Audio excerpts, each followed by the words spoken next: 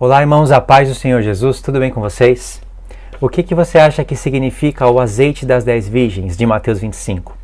Você sabe que na parábola de Mateus 25, das 10 virgens, as 5 virgens prudentes, elas foram salvas por causa do azeite. Não foi nenhuma outra questão, foi o azeite que levou elas a se encontrarem com Cristo. Não é verdade? Mas eu já vi pessoas falando que o azeite não pode ser o Espírito Santo. Alguns dizem que também não pode ser a palavra de Deus. Uns dizem é o Espírito, mas não é a palavra. Não pode ser o Espírito. Outros dizem é o Espírito Santo, sim, mas não pode ser a palavra. E qual é a mentalidade para isso? Porque senão as 5 virgens loucas, as 5 virgens prudentes estariam pecando e não compartilhar o Espírito Santo com as loucas. Ou vice-versa, as 5 virgens prudentes estariam pecando por não compartilhar a palavra de Deus para as loucas. Mas se não é o Espírito, não é a palavra, o que é então? Qual é a resolução da parábola? Qual é o sentido? Pela lógica, sem ler texto nenhum, a gente sabe que é a palavra de Deus e que é o Espírito Santo. E o porquê que Jesus achou prudente em não compartilhar isso naquele tempo é porque a pessoa não está entendendo por que surgiu a parábola. Não está olhando para Mateus 24, não está compreendendo o tempo. Por isso que ela fica perdida. A pessoa fica perdida. Então eu vou mostrar aqui para vocês pela palavra de Deus que é o Espírito Santo e é a palavra. Não se separa Espírito de Deus da palavra de Deus. O Espírito foi enviado para nos ensinar a palavra que está escrita pela mão de apóstolos, e profetas do Antigo Testamento que escreveram inspirado pelo mesmo Espírito que foi enviado para nós, com o fim de nos ensinar a palavra. Então é uma questão de lógica. Mas eu separei aqui textos da palavra de Deus para explicar também de uma maneira melhor qual é a situação das 5 virgens loucas naquele tempo, que é o tempo de grande tribulação. Qual é a situação delas? Eu separei aqui alguns textos, tá? Vai ter um pouco de leitura aí no início do vídeo. Aí depois a gente conclui o vídeo. O vídeo é só para explicar isso. Efésios 1, do verso 12 ao 13.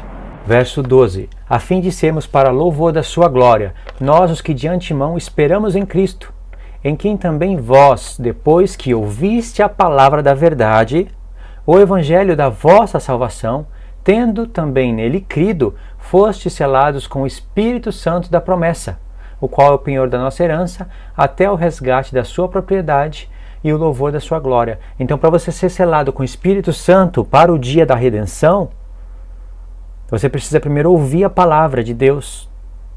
Você escuta a palavra, crê no Senhor e é selado pelo Espírito. Palavra e Espírito, tá vendo? Para o louvor da glória de Deus. Aquela glória que vai ser manifesta quando Ele vier. Efésios 5, do verso 25 ao 27. Também é um capítulo legal para ler. Efésios capítulo 5. Maridos, amai vossa mulher, como também Cristo amou a igreja, a si mesmo se entregou por ela, para que a santificasse, tendo-a purificado por meio da lavagem da água, pela palavra, para apresentar-se. Para que lava a igreja com água? Pela palavra de Deus, aqui figurada na água. Para apresentar-se a si mesmo igreja gloriosa, sem mácula, nem ruga, nem coisa semelhante, porém santa e sem defeito. Palavra. Aqui, verso 26, para que a santificasse. Quem santifica é o Espírito. Como? Pela palavra. Tem vários textos, vários mesmos. Jesus fala em João 17, Pai, santificai-vos na tua palavra. A tua palavra é a verdade. Santificar na palavra. E no mesmo discurso de Jesus em João 17, é conhecido como o discurso sacerdotal. No mesmo discurso ele fala, para que onde eu esteja, estejais eles também. Aí Jesus já está falando do arrebatamento. Para que onde ele esteja, nós estejamos junto com ele. Mas primeiro, santificai-vos na tua palavra. Aí você se encontra com ele. Para que onde ele esteja, nós estejamos também. Tá vendo? É o azeite. Tem vários textos aqui. Efésios 6, 17. fala da armadura de Deus, é a palavra, né? Hebreus 4, do verso 11, fala que a palavra de Deus é viva e eficaz, né? Penetra mais fundo do que uma espada de dois gumes, apta para discernir as intenções do coração. Tiago 1, 18, eu anotei os textos pensando que eu ia ler tudo, mas dá para eu recitar, né, alguma coisa. Tiago 1, 18, depois o verso 21 e o 22, fala que a palavra que foi implantada em nós, ela é poderosa para nos salvar. E o homem que escuta a palavra e não pratica é semelhante ao homem, etc. e tal. Tá vendo? É a palavra. 1 Pedro 1, do verso 22 ao 25, Pedro fala que nós fomos gerados não por semente corruptível, mas por semente incorruptível, que é a palavra de Deus. Aí logo em seguida ele fala, porque toda carne é erva, ou porque toda carne é semelhante à erva. Aí ele fala que isso vai perecer. Mas a palavra de Deus permanece para sempre. Ele tirou isso, eu acho que de um salmo. Eu não busquei a referência, mas é uma referência que ele está citando ali. Ele não citou o nome do profeta ou será do escritor, mas é uma referência. Então ele falou que a palavra implantada em nós, ela é incorruptível. E de onde ele tirou isso? Porque ele fala que toda carne, toda carne, né, todo corpo é semelhante à erva. Qualquer árvore, qualquer erva que vem pela uma semente é corruptível, porque você planta, ela cresce, dá o fruto, mas morre. Ela faz o seu objetivo de dar o fruto para o homem, alimenta o homem, mas tanto ela como o homem, eles vão morrer. Tanto o homem que plantou, como depois que comeu do fruto da árvore, ele vai morrer, a árvore perecer, a erva também. Mas a palavra, a semente de Deus que foi implantada em nós, ela é incorruptível e ela permanece para todo sempre. Então aquele que tem dessa semente vai viver eternamente. Entendeu, irmãos? E tem vários textos aqui. Eu separei uns bem interessantes, que inclusive fala do nosso encontro com o Senhor. Não sei se vocês perceberam, mas são 2 textos de arrebatamento. 1 Tessalonicenses, capítulo 4. Vocês sabem que a partir do verso 15, Paulo vai falar do arrebatamento. Só que Paulo sabe que sem santificação ninguém vai ver o Senhor. Então olha como é que ele começa, antes de falar do arrebatamento. No verso 15, 16, 17, ele fala assim: finalmente, irmãos, nós vos rogamos e exortamos no Senhor Jesus que, como de nós recebeste, quanto à maneira por que deveis viver e agradar a Deus, e efetivamente estáis fazendo, continueis progredindo cada vez mais, porque estáis inteirados de quantas instruções vos damos da parte do Senhor Jesus. Pois esta é a vontade de Deus, a vossa santificação, que vos abstenhais da prostituição e que cada um de vós saiba possuir o próprio corpo em santificação e honra. Aí no verso 7, né, pula um pouquinho, pula 3 versos. Porquanto Deus não nos chamou para a impureza, e sim para a santificação. De Sarte, quem rejeita essas coisas não rejeita o homem, e sim a Deus, que também vos dá o Espírito Santo, que vem para nos santificar. E como com a santificação nós veremos a Deus, aí ele fala do arrebatamento. Em 2 Tessalonicenses capítulo 2, após ele ter falado do arrebatamento, ocorre a mesma coisa. Ele vai falar de santificação pelo Espírito. Em 1 Tessalonicenses capítulo 4, ele falou de santificação antes, depois ele fala do arrebatamento. Em 2 Tessalonicenses capítulo 2, ele fala do arrebatamento e depois da santificação. Em Hebreus capítulo 12, verso 14, um texto-chave: sem santificação ninguém verá a Deus. Entendeu, irmãos? Até aqui. Agora pensa, as 5 virgens prudentes estão indo se encontrar com o noivo e se encontraram com o noivo. Só que elas precisavam de luz para iluminar o caminho. Elas estavam indo à noite se encontrar com o noivo. Naquela época não tinha luz nos postes, e graças a Deus por isso, que não tinha essa...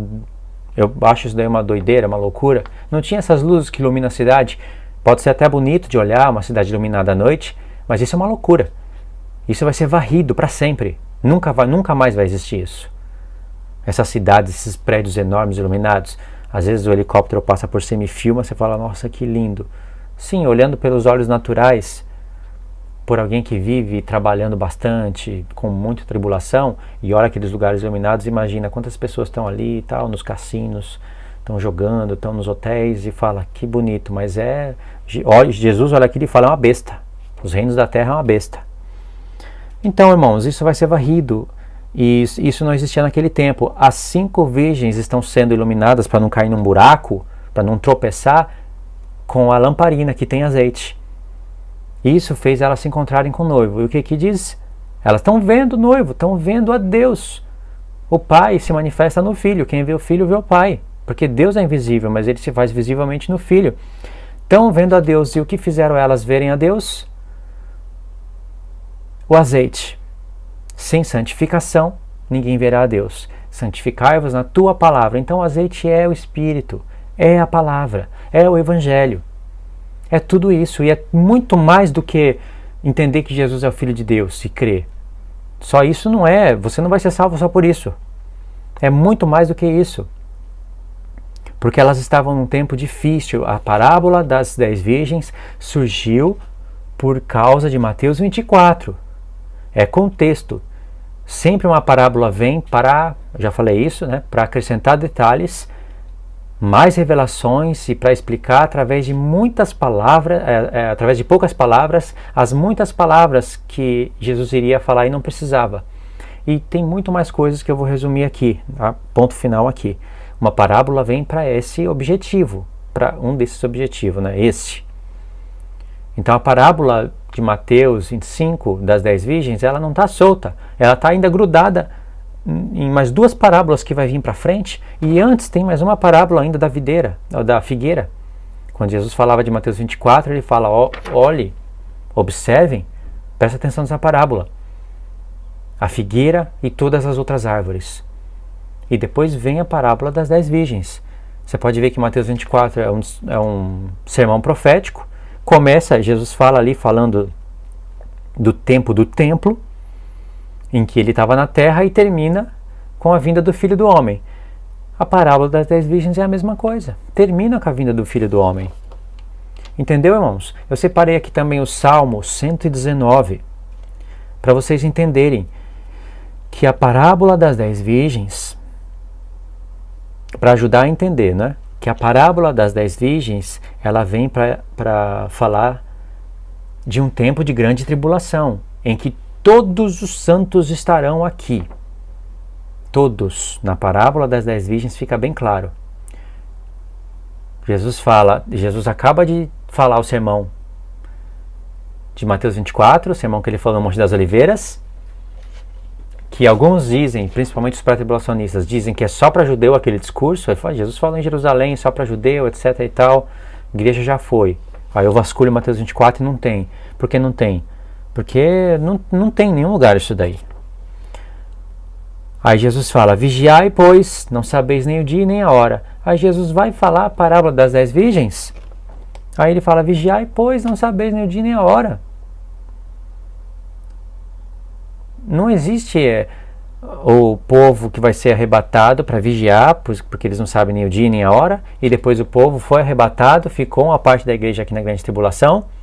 Aí Jesus também fala, vigiai, pois, não sabeis nem o dia nem a hora. Jesus fala a sua vinda como um ladrão para os pré-tribulacionistas, e depois eles vão embora, aí fica o povo infiel aqui na terra para a segunda chance, e aí Jesus também fala da sua vinda como um ladrão, 2 vindas como um ladrão. Isso não existe na Bíblia, isso é invenção de mentes infiéis à palavra de Deus, e você já deveria ter percebido isso. Quer dizer, eu sei que muitos perceberam, mas os pré-tribulacionistas já deveriam ter percebido isso, se eles são fiéis à palavra de Deus. Se eles são fiéis, eles deveriam ter percebido. No Salmo 119, que eu iria ler, mas é melhor eu não ler, no versículo 105, você sabe que vai falar lâmpada para os meus pés é a tua palavra e luz para os meus caminhos. Então aí você não tem como não lembrar da parábola das 10 virgens, né? Lâmpada, iluminar os caminhos para ela encontrar com o noivo. E como é um tempo de grande tribulação e elas estão sendo perseguidas, só que aqueles representam os que não morreram, as 5 virgens prudentes representam os que não morreram. Nem todos dormiremos, mas transformados seremos todos. Você vai ver ali no Salmo 105, antes e depois, eu separei do verso 82 até chegar no 105. E a partir do 105 até o 144. Você vai ver que esse homem que escreveu o Salmo, inspirado pelo Espírito Santo, estava falando do tempo da grande tribulação. Fala de perseguição, fala de opressores, mas fala: não abandona a tua lei, a tua palavra que me dá vida. A tua palavra é isso, a tua palavra é aquilo. Se não fosse a tua palavra, já teria perecido. Os teus testemunhos me iluminam, e etc e tal.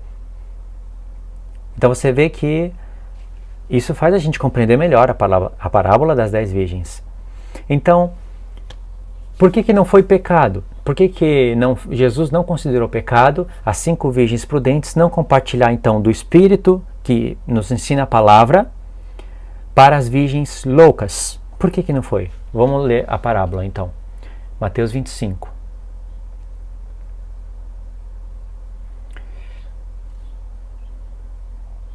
Diz assim: então o reino do céu será semelhante a 10 virgens que, tomando as suas lâmpadas, saíram a encontrar-se com o noivo.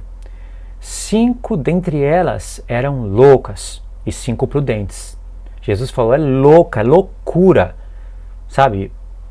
Foca nessa palavra. Prudência, a pessoa prudente, que sabe o que está fazendo, que compreendeu, que entende as coisas.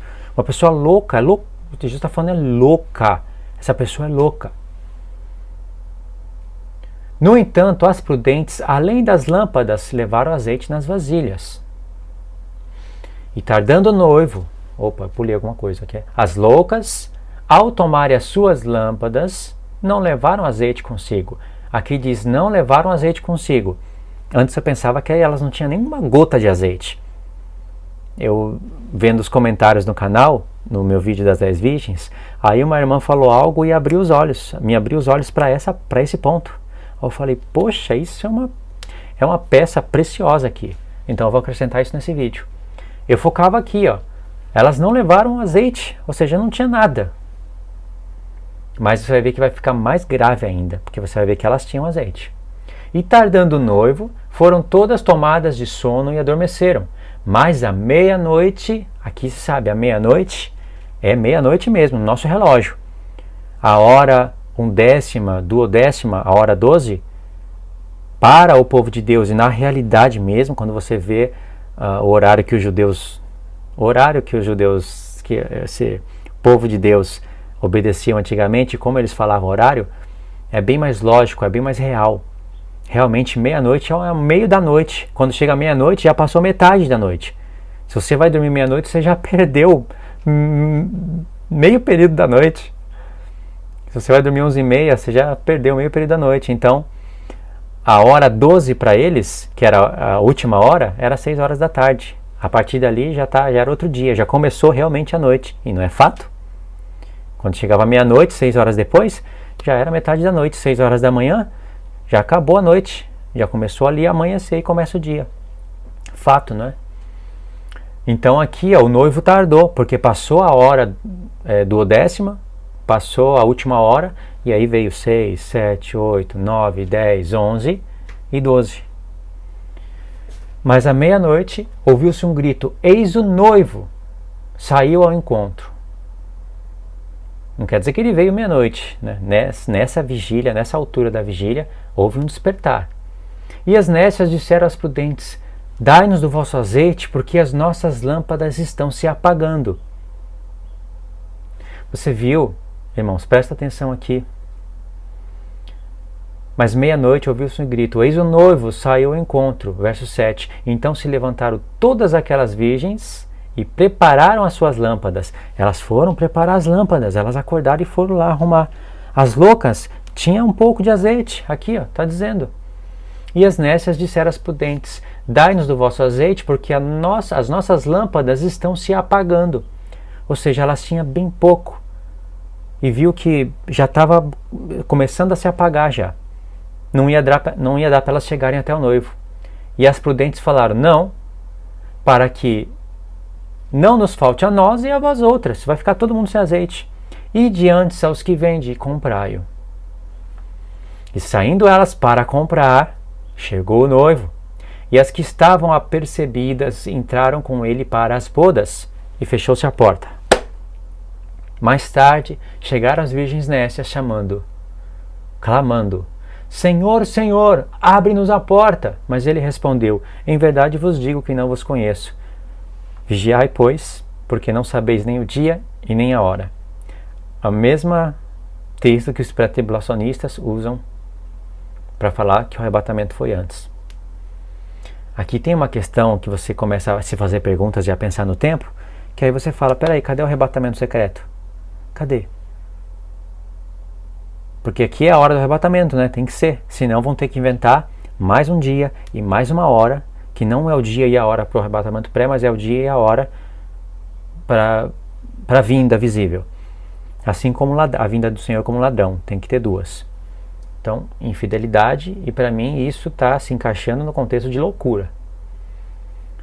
Agora vê que elas prepararam as suas lâmpadas e tinha pouco. Irmãos, não é que não tinha nada, tinha um pouco. Mas começou a se apagar, já mal acendeu, começou a se apagar. E por que Jesus achou prudente isso? Por que não foi considerado pecado? Aqui Jesus não está falando do nosso tempo, das gerações passadas, em que o evangelho é pregado, em que ele derrama do seu espírito e da palavra para um grupo de pessoas ensinarem outras. Porque para você aprender da palavra, você precisa de sacrificar outras coisas. Sem o tempo você não aprende a palavra. Você precisa de estudar, se interessar. Algumas coisas no mundo vão ter que ser sacrificadas, renunciadas. Se você não quiser renunciar muitas coisas do mundo, você vai sacrificar o seu sono.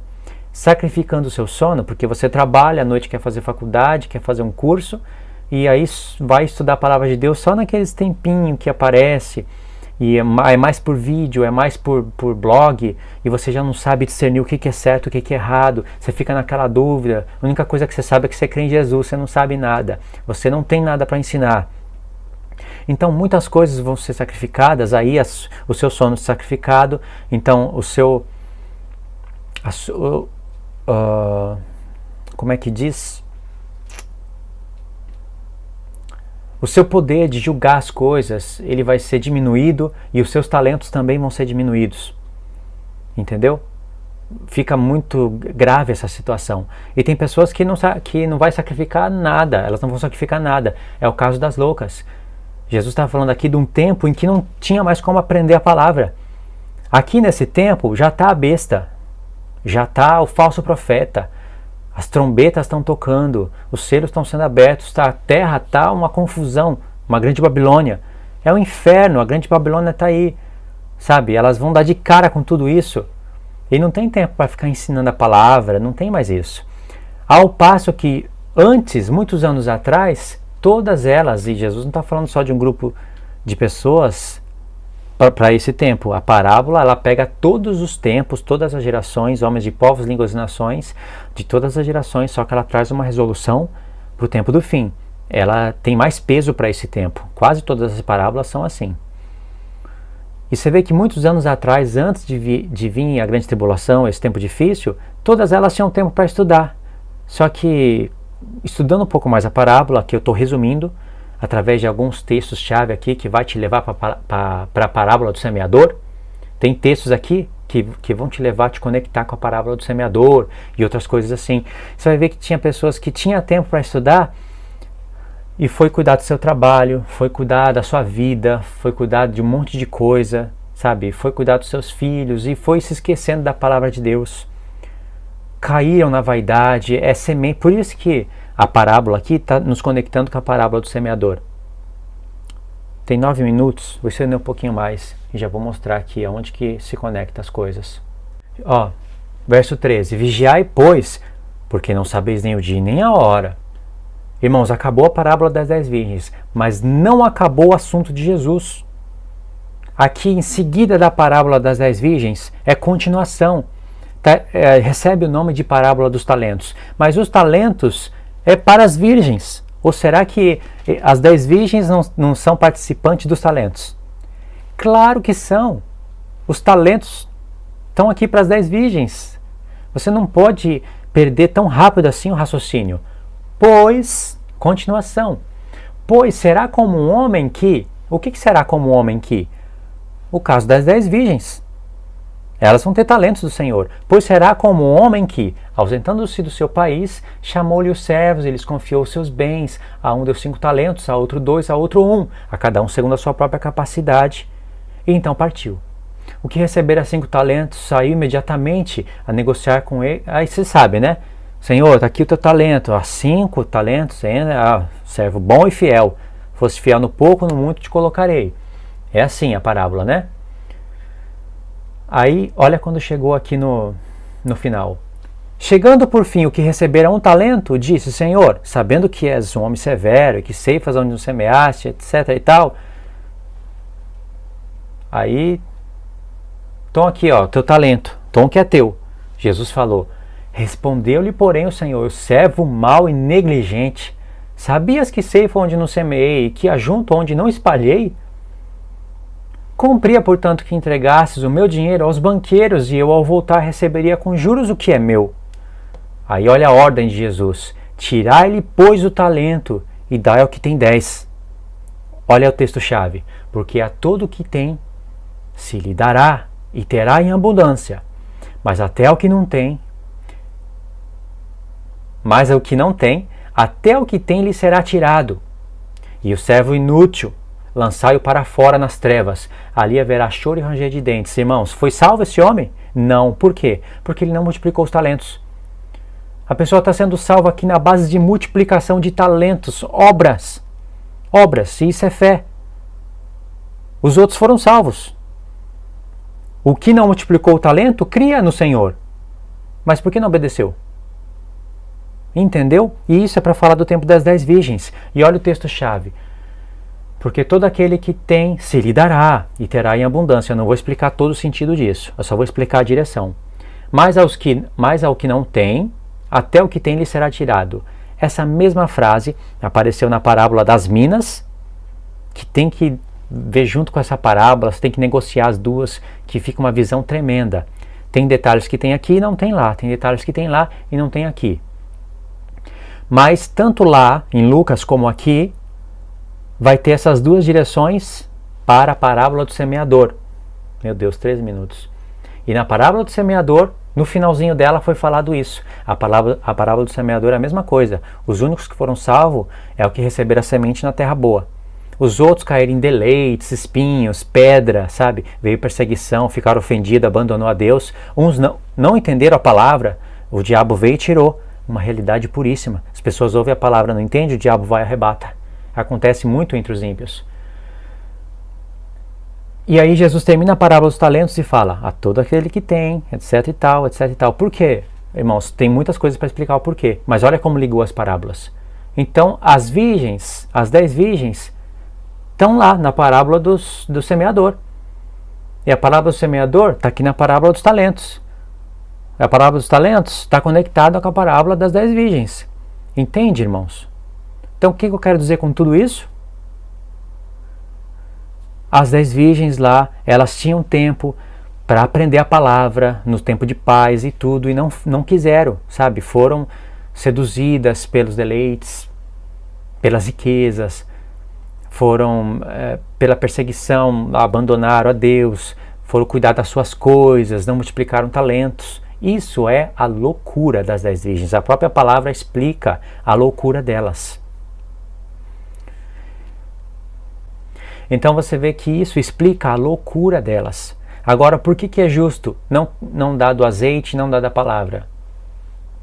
Porque no tempo da grande tribulação não tem mais tempo, acabou. É hora de se encontrar com o noivo. Se uma pessoa passou a vida toda e não aprendeu a palavra de Deus, vai aprender lá no tempo do fim, no meio de grande tribulação e perseguição, para lá e para cá? Então realmente não tem como. As prudentes já estavam sendo perseguidas, ou não? Elas estão ali perto de se encontrar com o noivo e não tem perseguição? É uma parábola, irmãos. Sabe, Jesus está dando a subentender as coisas. Não fala tudo, é para a gente meditar. Entendeu? Tem coisas que estão implícitas ali, mas não estão explícitas. Você tem que meditar. Elas estavam sendo perseguidas. Claro que vai vir perseguição sobre as outras também, só que elas não suportam. Então isso é justo. É justo porque as prudentes renunciaram muitas coisas. E aí, é claro, explicando melhor a parábola dos talentos, você entende com perfeição isso. Por isso que eu vou ter que anexar os vídeos. Não dá para explicar agora a parábola dos talentos, que ela é incrível. Por que é incrível? Só ela é incrível, só ela, sem você olhar os contextos. Mas olhando os contextos da parábola das 10 virgens, sabendo, entendendo agora que eu falei para vocês, e que está anexada com a parábola do semeador, e também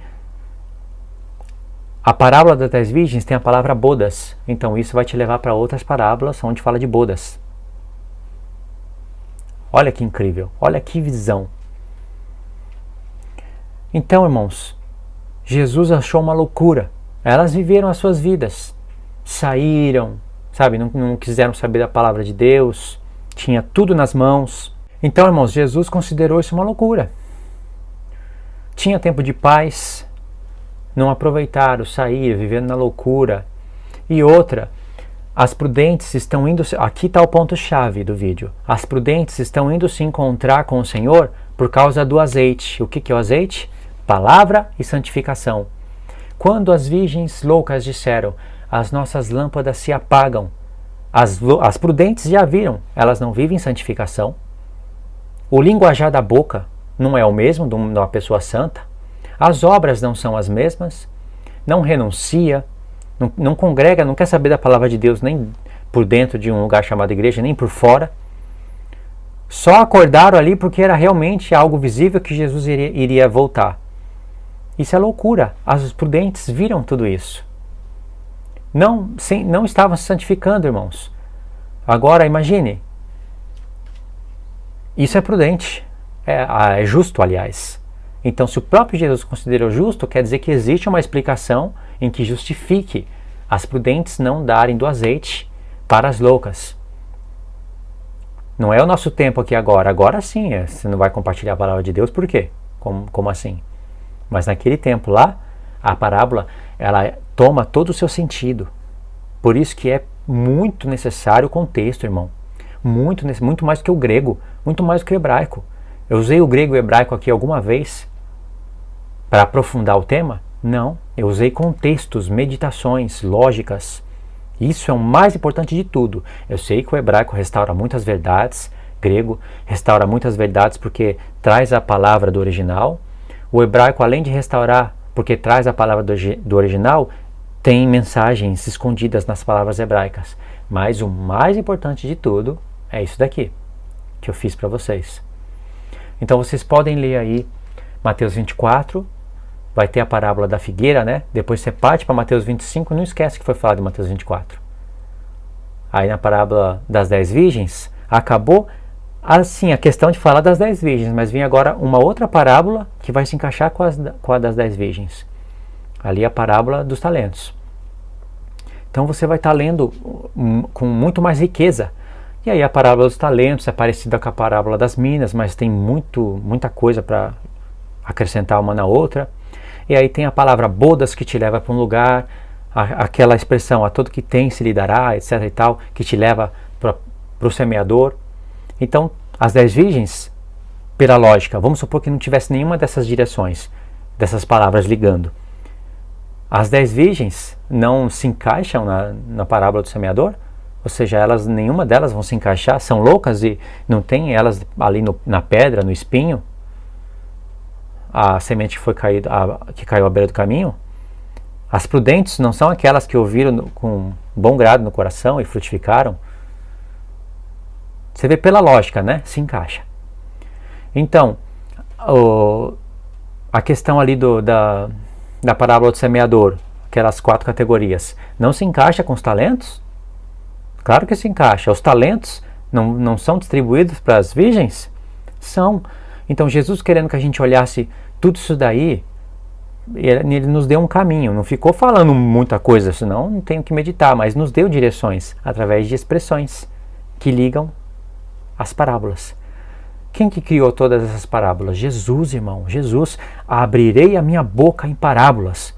Falarei coisas ocultas antes da fundação do mundo. É coisa de quinta dimensão. Isso eu explico em outro vídeo, mas é incrível. É incrível, dá falar com sabor, sabe? Com alegria nos lábios. É incrível isso. O Espírito dele falou por Salomão isso. Foi Salomão que disse isso, mas era o Espírito de Cristo que falou isso e não decidiu falar naquele momento. Ele já pensou isso antes da fundação do mundo. Olha como ele está. Era uma mensagem dele antes da fundação do mundo para nós hoje. E se a gente querer ver o fim disso, a gente pode receber mensagem dele lá na eternidade futura, para agora.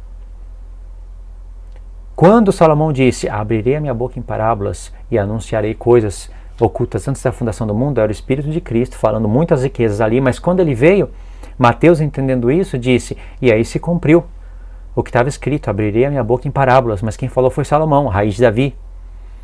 E quando Jesus falou isso, se cumpriu o que estava escrito, sim, e se cumpriu que ele iria abrir a boca em parábolas, mas quando abriu a boca em parábolas, ele criou novas profecias. Então, é infinito, tremendo, é infinito. Ali no Salmo mesmo, no Salmo 119, fala que toda a perfeição, ela tem um fim, mas a palavra de Deus é infinita. Olha que coisa incrível. Então, realmente, é só pincelei aqui o que eu quero falar em outros vídeos. Mas vocês entenderam, irmãos? Deu para entender que o azeite é a palavra, é o Espírito? Deu para entender que nós agora temos tempo para compartilhar e vamos compartilhar, mas a gente já pode olhar muitas pessoas que não querem saber de nada. Vamos supor que o nosso contexto seja o contexto em que vai chegar esse tempo do fim. Quando começar a acontecer, quando vier os sinais, sabe, e o povo despertar do sono, suponhamos que seja esse o contexto, nós vamos perceber, pessoa que nunca quis nada com Deus, a linguajar era tudo corrompido, não estava se santificando, ano após anos que teve de oportunidade não quis, e agora quer entender coisas que a gente estudou durante anos, porque as prudentes, elas estão suportando grande tribulação, elas são as que não morreram, irmãos, presta atenção nisso, estão suportando aflição, tribulação, mas elas não largam a Deus, elas ainda mais têm olhos de águia, elas sabem a direção, o que fazer, elas sabem passo a passo o que fazer, no Salmo 119 fala isso, elas têm sabedoria, é o povo que vai ficar vivo para ver o Senhor, irmãos, não é os que morreram, entende? Os que morreram, morreram, por isso que a parábola, então essa parábola não se encaixa para as gerações passadas, porque eles morreram. Claro que se encaixam para as gerações passadas, porque eles precisavam saber de tudo que há de acontecer no futuro. Mas se eles meditassem, eles iam chegar nessa conclusão. Assim como nós podemos morrer, nós podemos entrar na morte, nós não vamos se encaixar naquelas que estão indo se encontrar com o Senhor, porque elas acordaram, prepararam as lâmpadas e foram se encontrar com o Senhor. Os que morreram não vão preparar as lâmpadas, acordar e preparar as lâmpadas. Entenderam a revelação da parábola? Então sim, é falado para todos os povos, gerações, etc e tal, mas ela tem ali uma força maior, uma resolução para o tempo do fim. As pessoas que morreram no Senhor e que morreram salvas vão ser consideradas como virgens prudentes ou loucas, né? Mas as que serão consideradas como virgens prudentes foi porque prepararam as suas lâmpadas. Elas morreram com as lâmpadas preparadas. Só não vai se cumprir aquilo do final, porque morreram no Senhor, estão dormindo em Cristo. Acordaram, prepararam as suas lâmpadas e foram se encontrar com o noivo.